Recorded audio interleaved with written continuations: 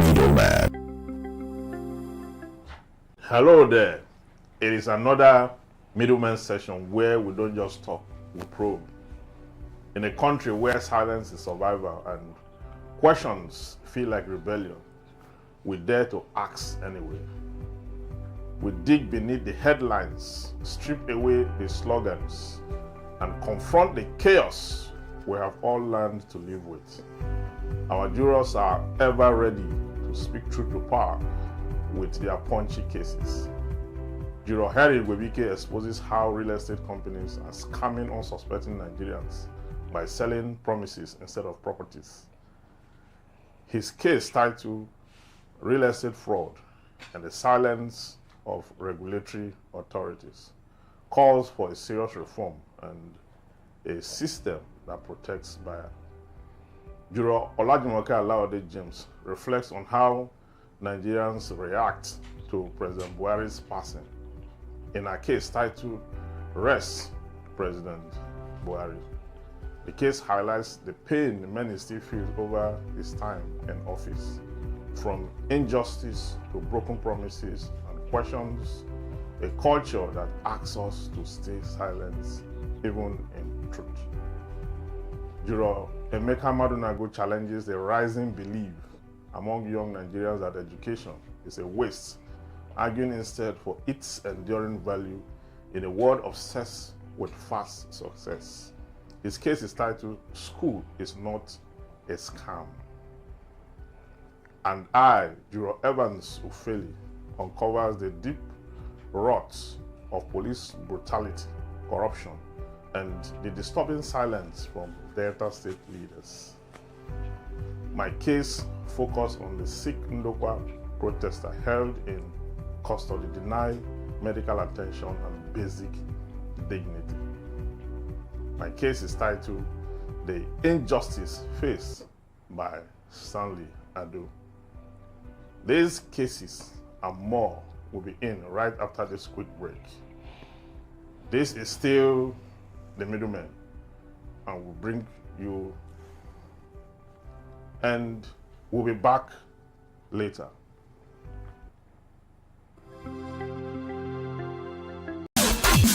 Middlemen.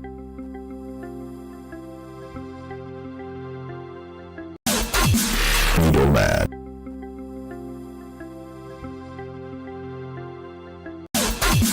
Middlemen. My case. Thanks for staying tuned. The injustice faced by Stanley Adoh.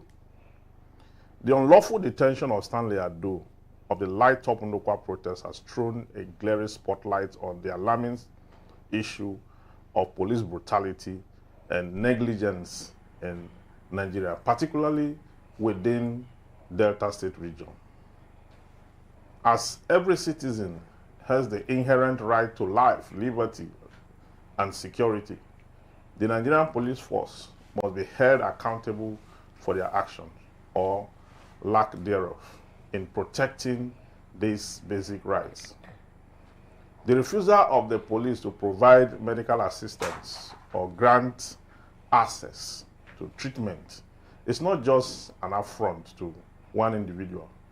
It is an indictment of the entire law enforcement system meant to serve and protect the populace. On July 16, 2025, Stanley Adoh took ill, a situation that should have prompted immediate medical intervention, especially given that he was in police custody. However, the police opted to ignore his deteriorating condition while asking us for a 200,000 naira bribe to attend to him. This corruptive negligence highlights a fundamental problem: the prevalent disregard for human life and dignity, particularly among those who have fallen into the hands of the law enforcement agency, is unassailable.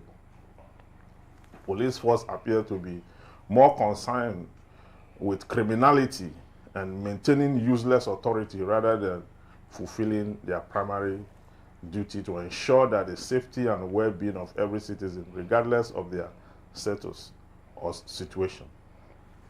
Moreover, it is alarming to witness the silence and inaction from the leadership of Delta State government, the Governor Sheriff Oboruwere and the Deputy Governor, Sir Monday Onyema. Their role entails overseeing the operations of law enforcement within their jurisdiction. And their lack of intervention in this matter raises serious questions about their commitment to justice and human rights. The indifference of state leadership to the plight of ordinary citizens speaks volumes about the systemic failure that plagued Nigeria's governance and justice system. The promise made under God to uphold police accountability for any harm that befall Stanley Adoh is not merely an emotional response. It is a declaration of resolve by the Ndokwa community.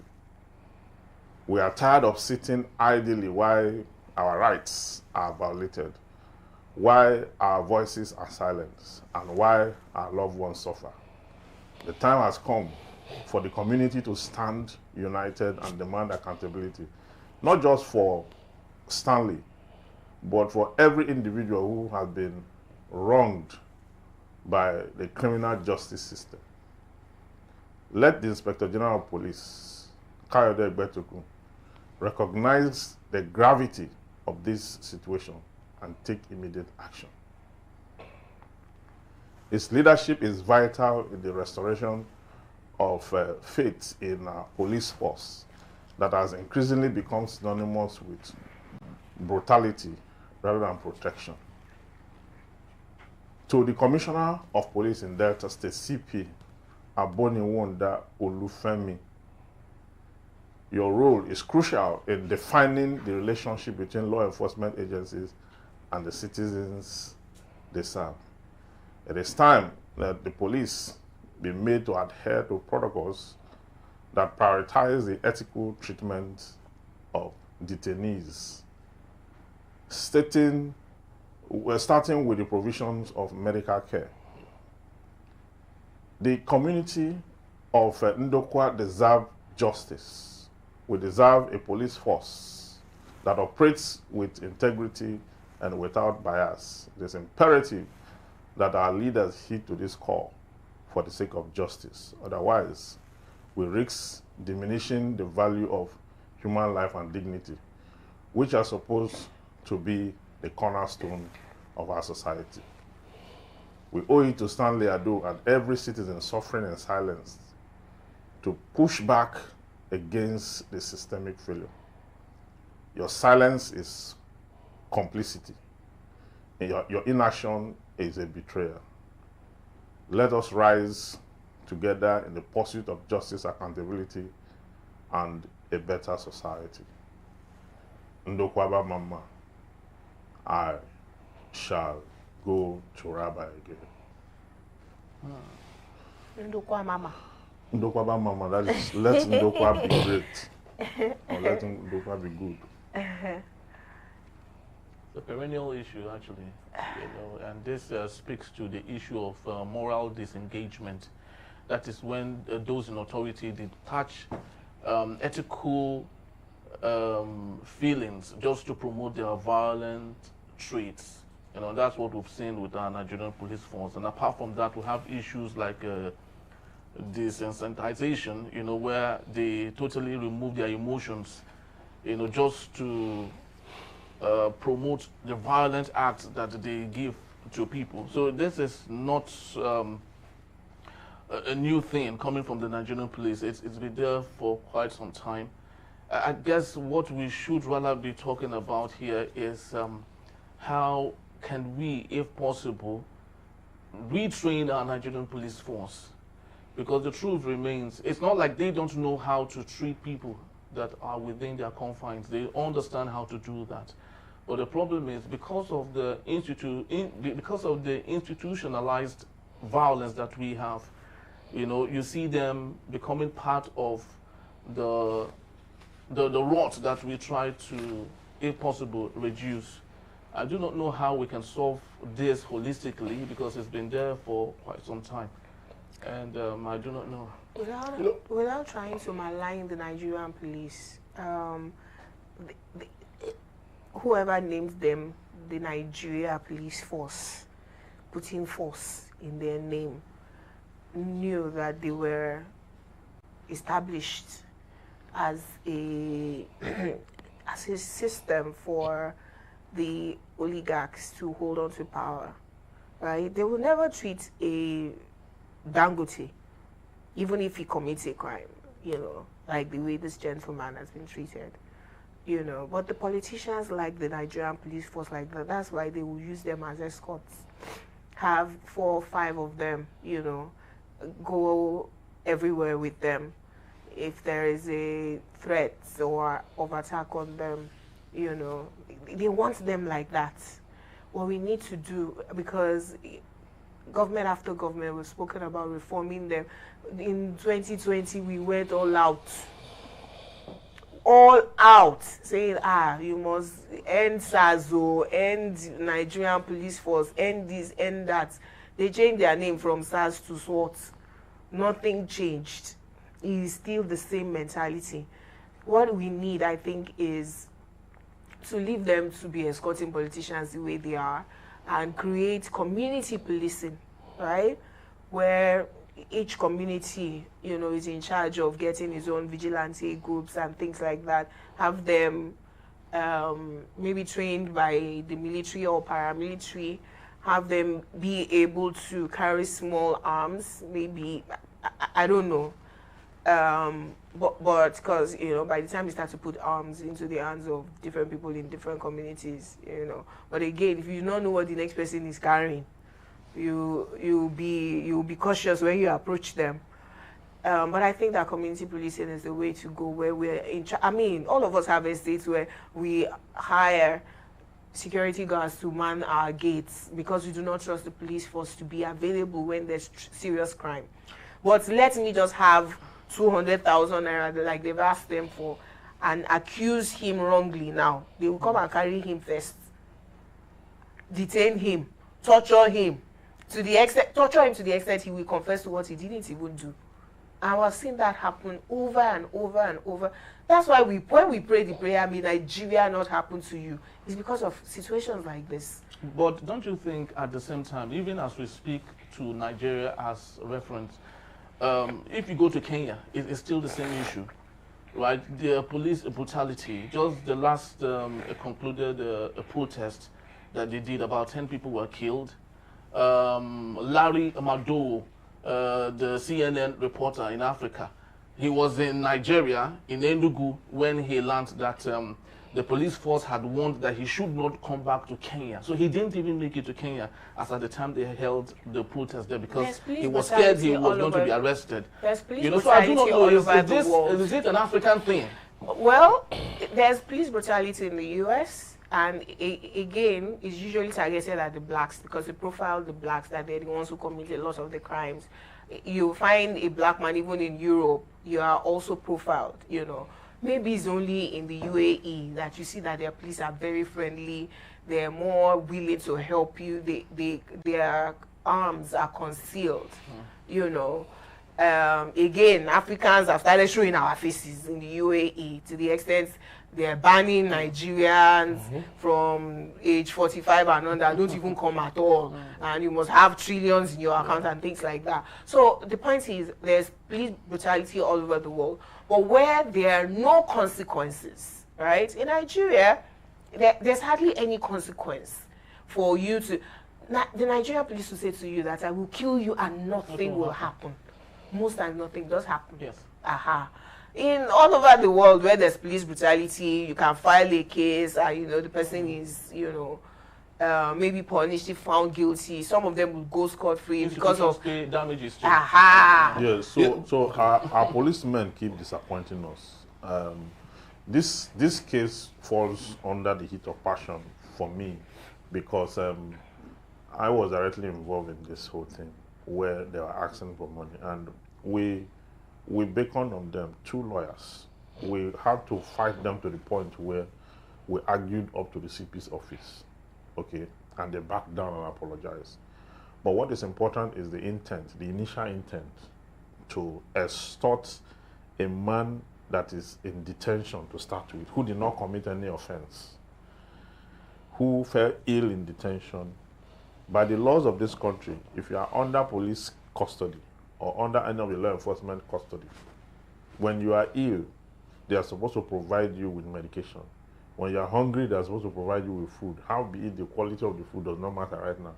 It is their responsibility once you are under their custody held you to provide all you need to stay alive. Yes. You understand? That is why the prison authority had to budget so much money for food, toiletries, all those things to take care of me. Because the moment you are called a suspect, or the moment you are taken into custody and you lose your right to movement and some other rights, you understand?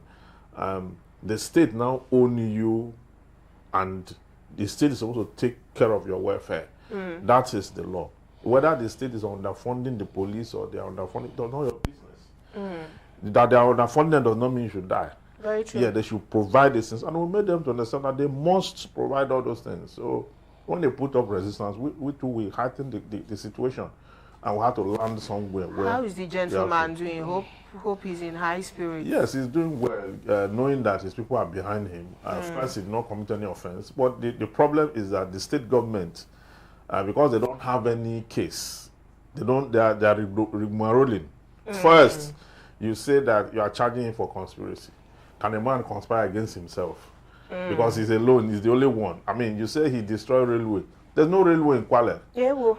There's no railway in Kwale. You say he committed malicious damage of property and whatever it is. The police were the ones who came there and introduced violence into the protest and the rest of that. So the charge is a complete sham. And that is why they are moving from one court to the other. It's very reminiscent of Nigerian police to do things like, as you are mentioning all the situation in this case, it's just reminding me of El Zagzaki. They blocked the highway, they touched the chief of army in his chest, the public disturbance, they murdered somebody, and then they held him for years. The court kept on saying, release him on bail. He's ill. He needs to attend to his health care. They held from 2015 December to 2021 August. He was going back and forth with the courts. Back and forth. So almost the entire length of Buhari's tenure, and they will tell you that Buhari didn't know that he did the work. That is the conversation I had in one of the teams when we were analyzing Buhari, and I said don't worry, we will still analyze Buhari today. That he broke laws and all that. Yes, he was a military man, and his training was not democratic in any way. Yes, so the police should save us this thing. Or is it possible that because the police have served for too long under military dictators, they've become, rather than being the democratic way, of maintaining law and order, they have become an institution of forcing people to a threat to democracy. Yeah. The police have been there with their wickedness before the army was even started. The police started in 1930. The army started 30 years after, 1960. You understand? So the police already had their own, they were formed already. No, but you remember that the colonial police force, right? Yeah, that's the police force. They were used against their brothers, if you remember. Which is why I'm saying that the person who named them Nigeria Police Force knew what they wanted to use them for. It was against the people. But that we've come a long way from that. Yeah. And to imagine that Showore is protesting for them. All of us in NSAS protest, but we're not protesting for them. But interestingly, Canada now has said, the Canadian courts, they've thrown out 3 cases by 3 Nigerian police officers asking for asylum. For where? They describe the police in very uncharitable terms. Yeah. But they won't learn, and that is the sad thing. It's been institutionalized for them to be wicked, to be honest. Except you are willing to pay before they play ball. Okay, we'll go on a short break, and when we return, Juror Henry Igwebuike's case titled Real Estate Fraud and the Silence of Regulatory Authorities will be coming right up. Stay tuned for more to come.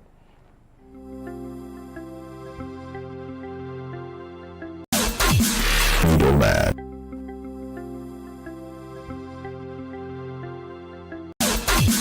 Middlemen.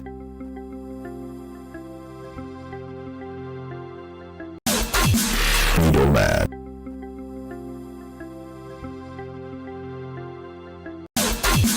Middlemen.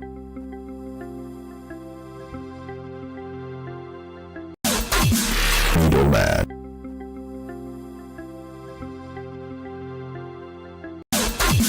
Middlemen.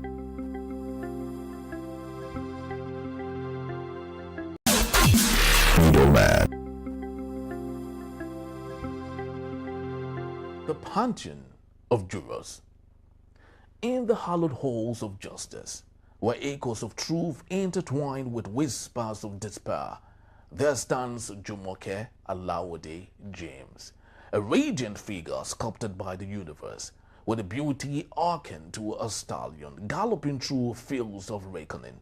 Clad in the armor of eloquence, her voice pierces the thick veil of complacency, unraveling cases that cradle the very essence of Nigeria's collective agony.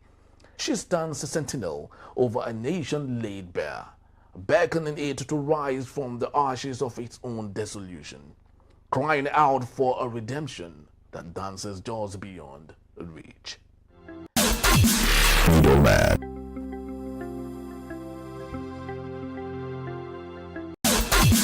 Middlemen. Thank you for staying tuned. My case, real estate fraud and the silence of regulatory authorities. Now let me start with the mannerism of Scott Nguma. PWAN real estate company, the real estate company that sells receipt instead of land. It is now an anthem that has become the cockcrow at dawn cautionary warning for newbie real estate investors in Nigeria. I know you would love to get the full gist, isn't it? Now, let's get to it. In a country already grappling with mistrust in governance and the rising economic hardship, the exposure of alleged fraudulent real estate practices by companies like PWAN and others is a harsh reminder of how the dream of home ownership is being turned into a nightmare, particularly for Nigerians in the diaspora. Social commentator Scott Nguma's recent expose revealed how developers use emotionally manipulative marketing, often cloaked in motivational speaking and spiritual appeal, to lure unsuspecting buyers into dubious land schemes. The so-called developers promise instant allocation, government-approved plots, and a state of the future, only for many to discover that they have paid for farmlands, unregistered parcels, or non-existent properties. Worse still, these schemes are not hidden. Billboards, radio ads, social media campaigns, and glossy real estate expos abroad proudly push these offers, yet the government remains disturbingly quiet. Agencies like the EFCC, ICPC, and the Real Estate Developers Association of Nigeria, REDAN, have offered little to no proactive oversight. Even with countless complaints, legal actions are rare, and the victims are left to either write off their losses or engage in lengthy, often futile litigations. Nigerians abroad who had hoped to build homes back home now view the country as an investment graveyard, thanks to a system that rewards fraud and punishes trust. The silence of the government is not just complicity, it is endorsement. Now, my verdict.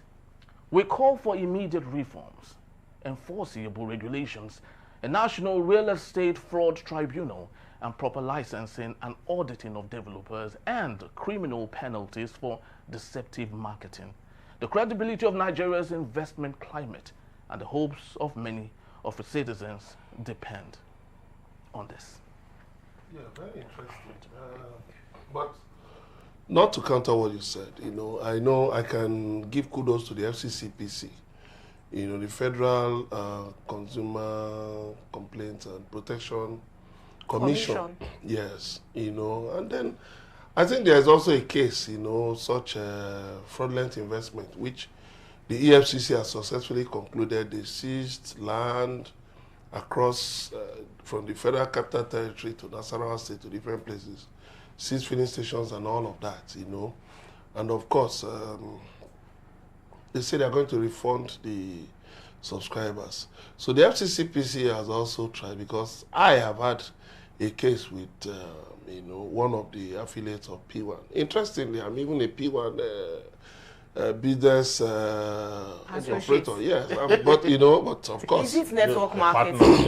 well, the way it is this. People just go register with them. So that if they are selling any scheme, you can advertise Invest it. in it. You can advertise. You can also invest. Of course, we are as a real estate marketers and developers. We look for opportunities here and there. But I think basically it has to do with the fact that managing expectations is a problem of these real estate companies. The investment climate in Nigeria doesn't encourage trust, and that is where the problem is. There are a lot of people who are willing to bring out money, but like the prologue said, see, they use juicy offers and all that. But when people like us go in the honesty of our hearts, to market these things, people look at us. We are not driving a Rolls Royce, or we are not coming in flowery, apparel, and so they don't want to listen. And the thing is this: so many of these real estate companies, they will get land. They know in that land they have 100 plots, but they will now market and get money from 200 subscribers. Then some of these schemes, they will not fence them. They will not fence them. So the people who sold to them also have some dubious schemes.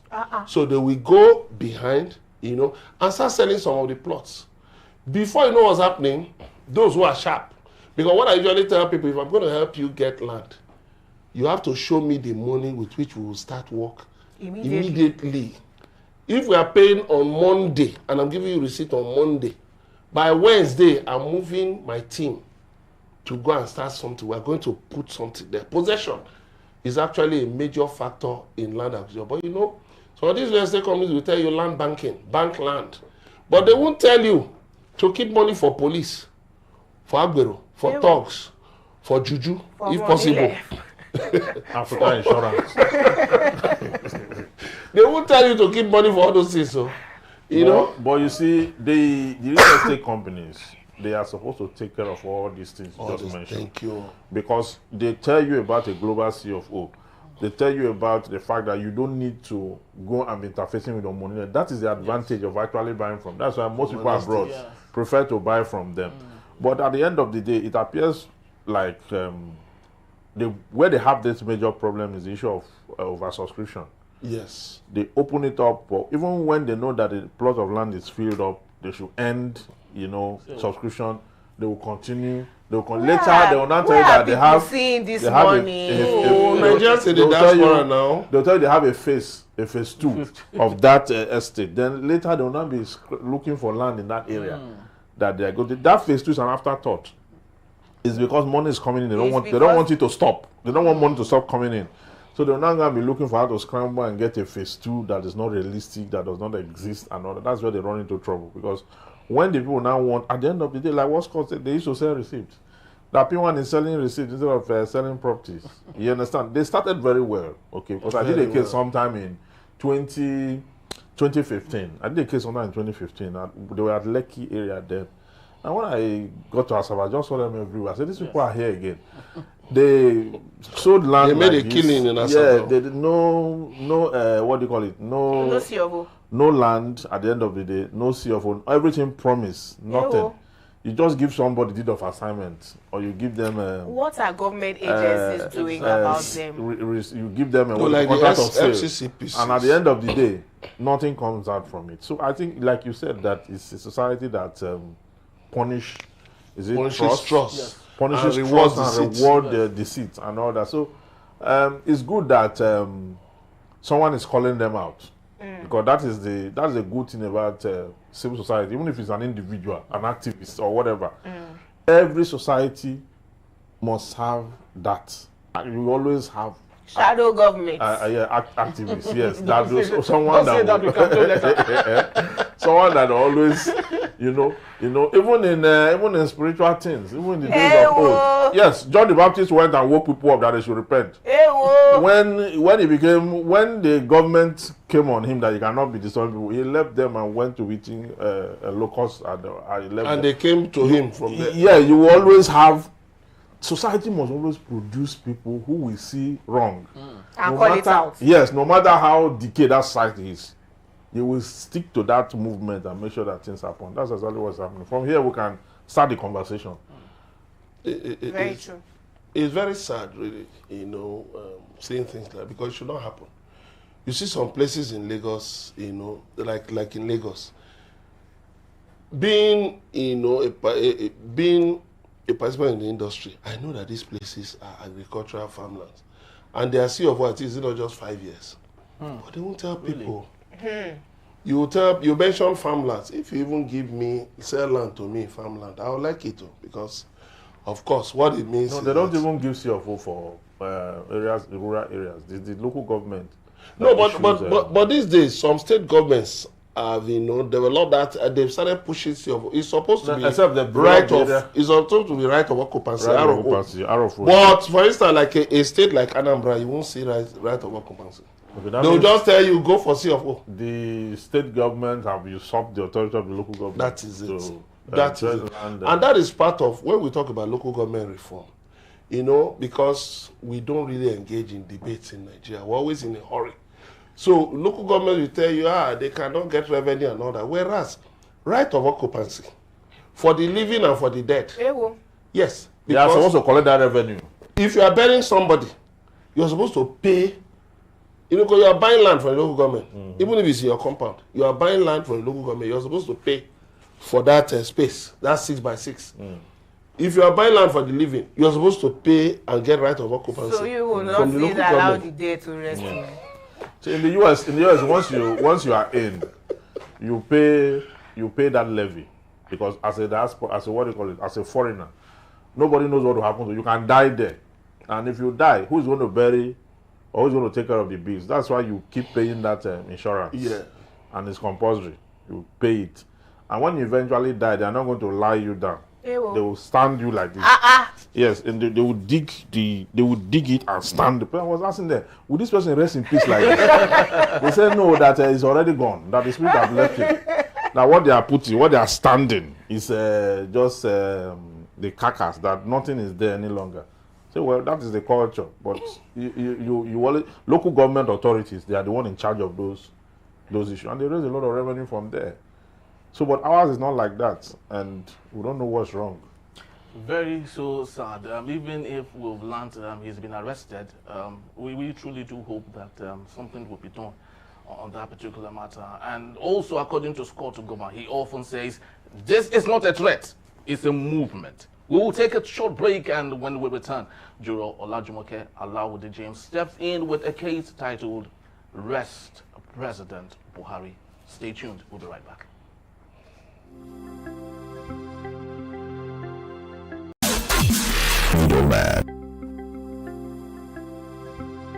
Next emerges Evans Ufeli, a sage with a heart that beats in harmony with the rhythm of justice, an advocate driven by a fervent dream of egalitarian dawn.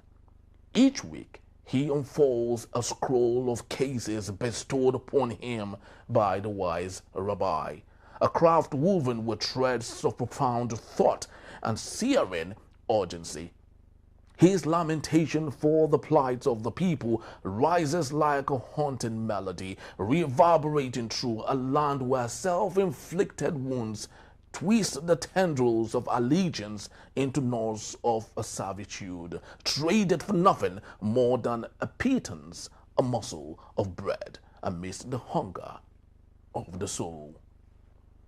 Then strides forth Emeka Madunagu, a linguistic maestro, armed with knowledge as dense as the forest, each word a carefully sharpened arrow aimed at the heart of injustice. He ventures onto this hallowed platform armed with solutions, a veritable panacea for the ail of his compatriots. Emeka unyielding locks eyes with the elite, unflinching in his resolve as he speaks truth to power with the fervor of a modern-day prophet. He advocates for a class suicide, a radical act of severance from the vines of greed that choke the very life of Nigeria, prescribing this sacrificial rite as the only balm for the nation's festering wounds. Now, we bear witness to innocent Adoluba, a custodian of integrity, where honesty flows like a river untainted. His edges of sacred truth is fortified by the solid foundation of reason, delivering a symphony of clarity that dances gracefully along the socio-cultural spectrum. Innocent, an oracle of the common people, channels their pulse, imbibing the essence of their struggles and transforming them into the language of the streets. His enlightenment becomes a lantern, guiding those lost in the shadow, illuminating pathways once obscured as he breathes life into the collective consciousness. Henry Igwebuike stands as a watchdog, a vigilant watcher of the tempest that permeates the fabric of Nigeria, a land once resplendent with the vibrancy of hope, now adrift in the murky waters of uncertainty. With a heart heavy, yet buoyed by fate, he ponders the fate of this great vessel, once sailed by the spirits of unity and promise, now battered by the storms of discord and strife. What port shall it find amidst the turmoil? Where does the compass of its destiny truly point? As waves of cynicism crash against its hull, as the sirens of turmoil sing lullabies of disillusion. In this pantheon of jurors, each voice rings out a chorus, weaving the fabric of a new Nigeria. Sit, relax, and enjoy the show. Middlemen.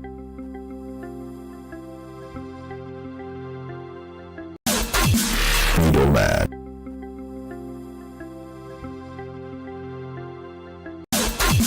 Middlemen.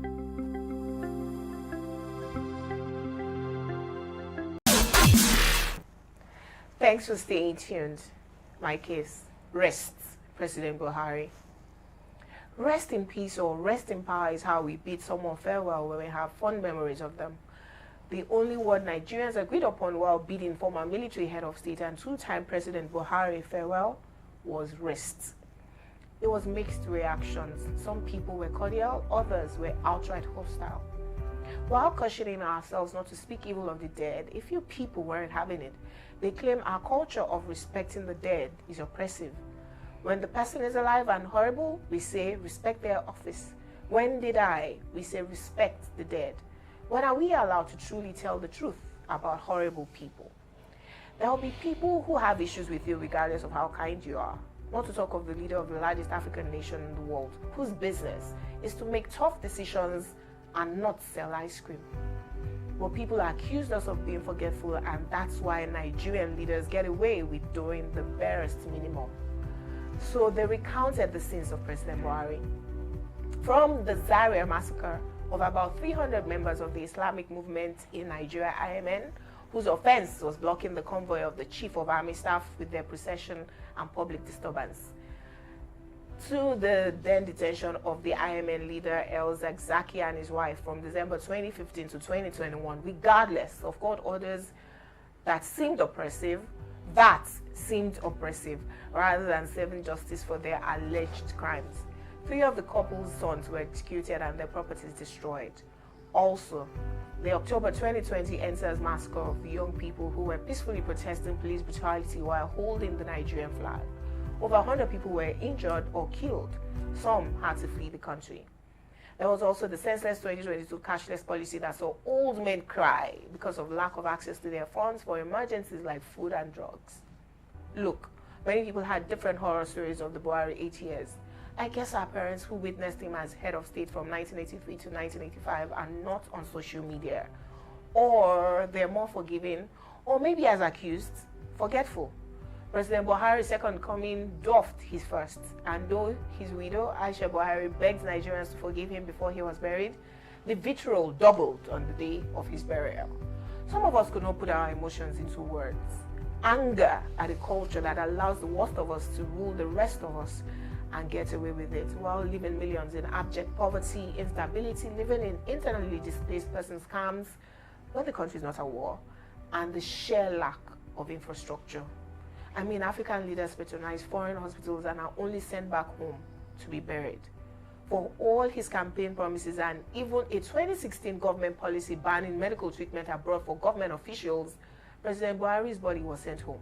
Just like he wanted to send Umar Rico back to Nigeria from London in 1984 in diplomatic baggage. Here's my verdict. Of course, everyone will die. But if you want to be remembered well, then make sure you're kind to humanity. If you serve a nation and it's only your family and friends that have good things to say about you, that's telling. May the faithful departed rest well. Yes, the late President Buhari's death sparked this conversation in the country. They say when Abacha died, people jubilated. We did though, on the streets. Yeah. But at that time, there was no social media, so people went out physically. Yes. But it seems that the mischief now, is even stronger because people now, in the comfort of their room, just sit down and concoct whatever it is they want to concoct. You see, I was indifferent because I don't see myself blaming those who are castigating him and saying all manner of wicked things about him. And at the same time, those who are saying that we should be morally upright, we should not left hand for God.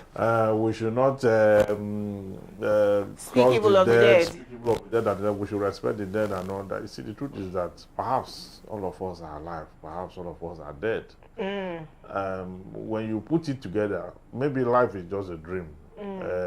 His life, it was a below average president. Jesus. It was a below average president because this is a man that took 6 months before he came up with his cabinet. And when he eventually put his cabinet together, he was the same of the same. He couldn't lead. Most half of the time, he didn't know what was happening. He was not aware. Then, when you talk about the issue of upholding the rule of law, he couldn't uphold the rule of law. I will name them. Olajumoke, Nnamdi Kanu. What's the name of Sunday Igboho. This other man. Chief of Staff under Jonathan. Showore Dasuki, Chief of Staff. Yes. So, when you put all of that, you see that at those instances where the court granted them bail, asked that they be released. He refused. He refused them to be released. Even the man that named his goat Buhari. Yeah, Buhari was in Katsina was arrested. And all that. So, at the end of the day, he was a president that didn't. In fact, after his first 2 years, the country started sinking. Sank to the point where he could not provide. In his first year, we went into recession. Yeah, he could not provide. In 2014, we rebased the economy. We were that was the best we have been. See the worst part of it. He could not even the electoral reform that made it possible for him to get in, to even get a chance in the first place. He could not build on it to enable incoming president have a take.